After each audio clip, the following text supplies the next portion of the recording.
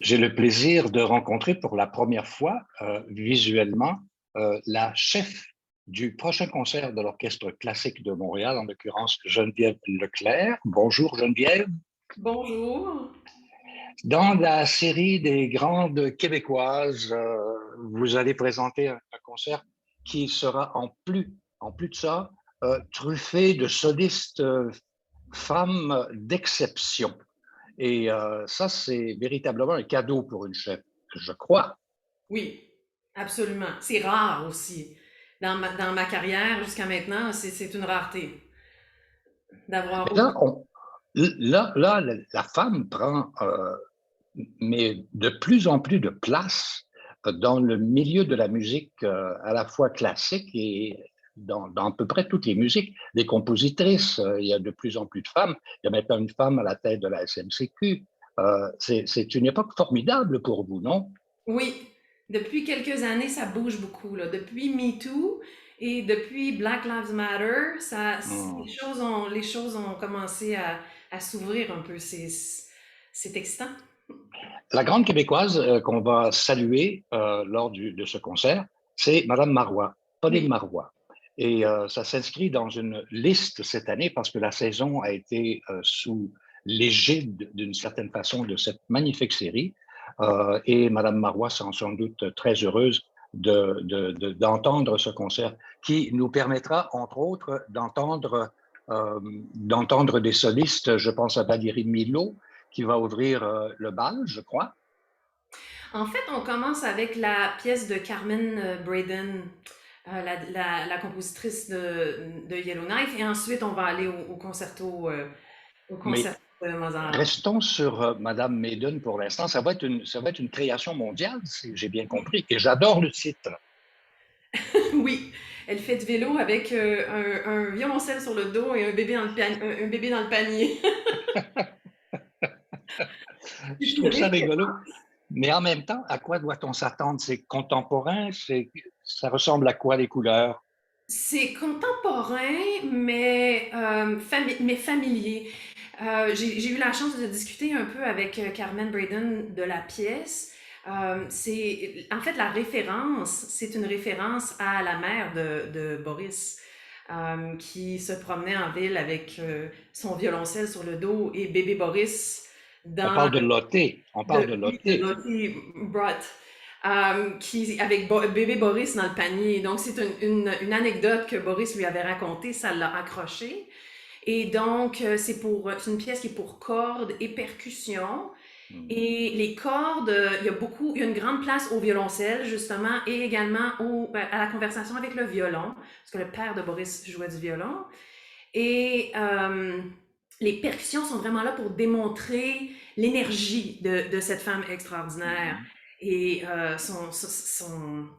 cette espèce de fil conducteur qui l'animait. Donc, c'est une combinaison du familier. Il y a même une citation d'une pièce d'Alexander Brott à l'intérieur de la pièce. Donc, c'est une combinaison du familier et du contemporain. On reviendra à Boris Brott dans quelques instants, puisqu'on sait qu'il est disparu dans des conditions tragiques il n'y a pas tellement longtemps. Mais j'aimerais qu'on poursuive un petit peu sur la programmation. Alors, ensuite, on passe au piano, peut-être, Ensuite, on passe au concerto de Mozart pour flûte et harpe, avec Valérie Milot avec et Valérie, c'est ça. exactement. Et donc, Et oui, je vous et, écoute. oui, non, c'est ça. Et et Nadia Labrie. Et voilà, c'est une pièce qui se passe presque de présentation, le concerto pour flûte et Ben, harpe. ça va être un moment, un très beau moment, ça, c'est clair. Ensuite, il y a aussi les jumelles qui seront présentes avec leurs Oui, instruments, dont une guitare. oui, oui. Mais c'est aussi pour ça que on a mis le concerto un peu plus tôt, D'accord. séparer les deux concertos pour flûte. Oui, elles vont nous interpréter un concerto qui a été écrit pour elles à la toute fin du concert, un concerto de Patrick Roux, compositeur né en France, mais déménagé au Québec dans les années, j'ai envie de dire, 80, Ouais. euh, qui est basé en Outaouais au conservatoire. Et c'est une pièce qui a été écrite spécifiquement pour elle, le Concerto Traditio Nuevo, qui est inspiré de tango argentin. Donc, c'est une pièce qui déménage. Oui. Oui, c'est ça, ça va être une belle façon de finir le concert. Avec une certaine sensualité, sans doute, là. Oui, un peu de tout. Le deuxième mouvement, c'est apparemment inspiré d'un voyage en taxi à l'intérieur des rues de la ville que le compositeur avait fait. Aïe, aïe, aïe. Et donc, ça déménage, c'est toutes les couleurs de Buenos Aires là, qui sont dans la pièce. J'aimerais qu'on parle un petit peu de Boris Brott. Vous avez travaillé avec lui pendant plusieurs années. Je rappelle qu'il est décédé récemment dans des conditions épouvantables. Et on regrette sa présence déjà. Et on se demandait un petit peu qui prendrait la relève, mais il y aurait une annonce qui sera faite à ce sujet-là, je crois, quand on présentera la 83e saison dans quelques semaines. Et il y aura aussi la possibilité d'apprendre qui va prendre le pupitre de Boris. Mais parlez-moi un peu de votre relation à Boris et à vous, Geneviève. Boris, c'était mon premier patron en direction d'orchestre. J'ai commencé ma carrière au festival Brott à Hamilton, Mhm. Ontario.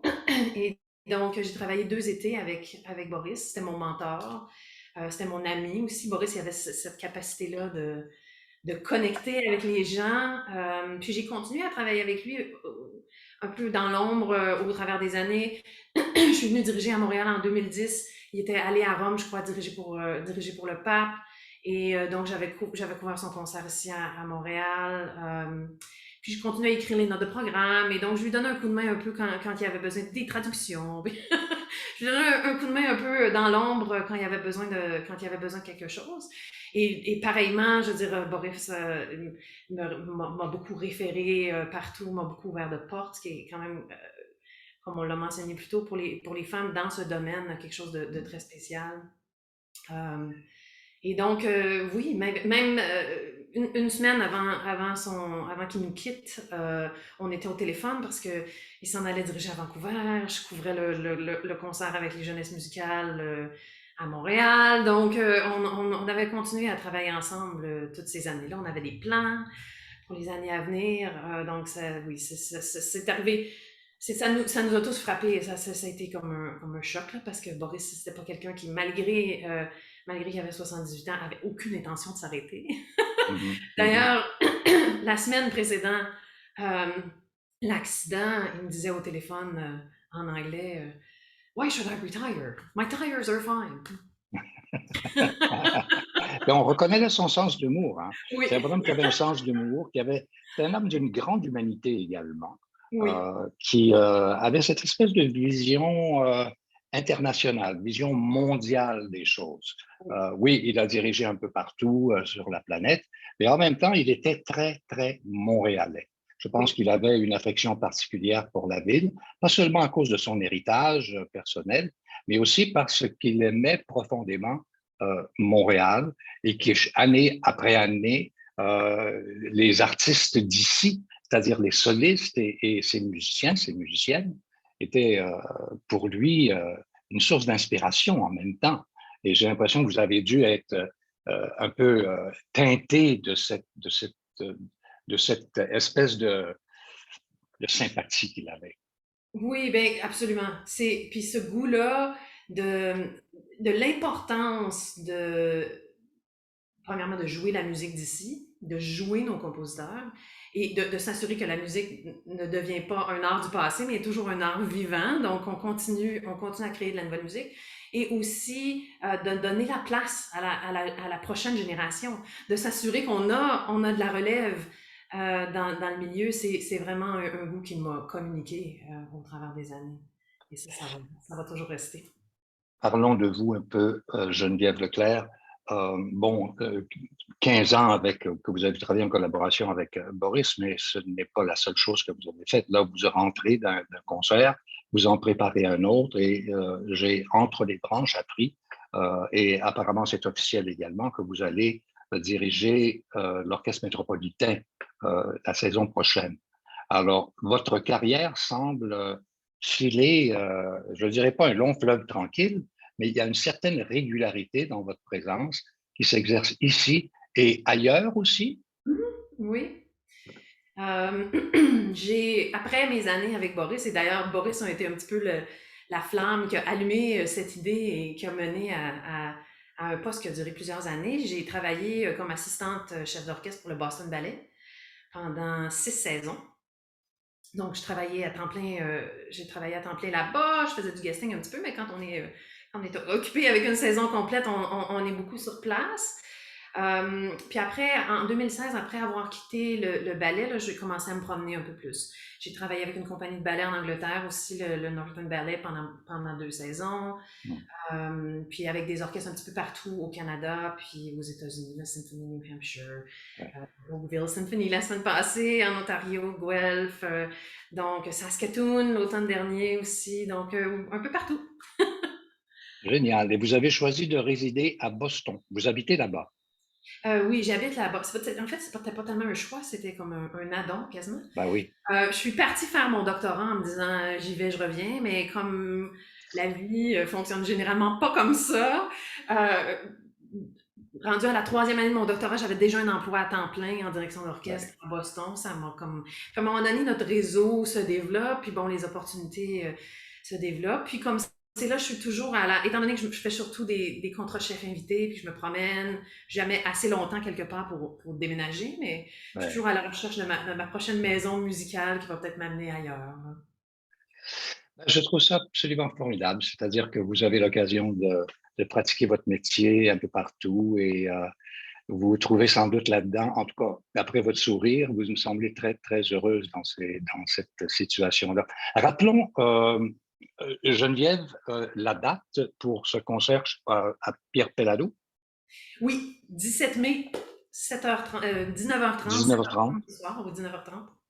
Un concert exceptionnel. Oui, oui. Avec également, on a un peu passé par-dessus tout à l'heure, mais avec également Elisabeth Pion et Oui, le pianiste. concerto de Haydn, qui va être merveilleux également. Donc, un rendez-vous à ne pas manquer. C'est un concert qui va être bon du début à la fin. Merci beaucoup, Geneviève Leclerc, et à très bientôt, j'espère. Merci, pareillement.